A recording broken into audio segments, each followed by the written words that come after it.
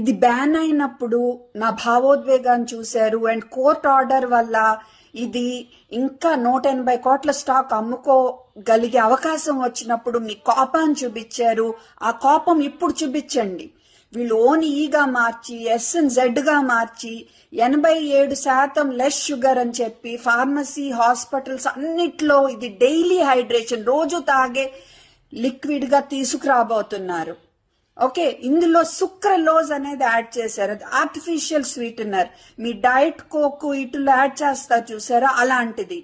దీని వల్ల మోషన్స్ రావచ్చు, మన పేగు హెల్త్ ఎఫెక్ట్ అవ్వచ్చు, అండ్ పేగులో గుడ్ బ్యాక్టీరియా చనిపోవచ్చు. ఇదే కాకుండా కొన్ని స్టడీస్ లో అయితే దీనివల్లే హార్ట్ అటాక్, దీనివల్లే స్ట్రోక్, పెరాలసిస్ పెరగొచ్చని చెప్తున్నారు. కొంతమంది ఈవెన్ క్యాన్సర్ రిస్క్ ఉందని చెప్తున్నారు. కొన్ని స్టడీస్ లో లేవని చెప్తున్నారు.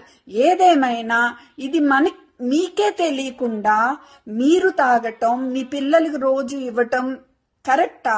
ఇది డైలీ హైడ్రేషన్ డ్రింక్ లాగా రావటం కరెక్టా? కానే కాదు.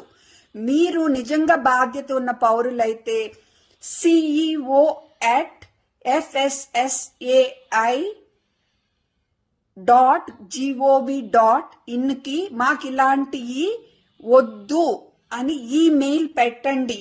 అండ్ విన్నారు కదా, మనం చేయాల్సింది ఒకే ఒక్క పని. అదేంటో తెలుసా?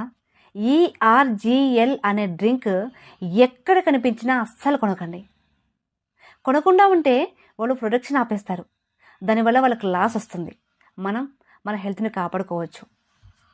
దయచేసి ఈ వీడియోని అందరికీ షేర్ చేసి అవేర్నెస్ని కల్పించండి.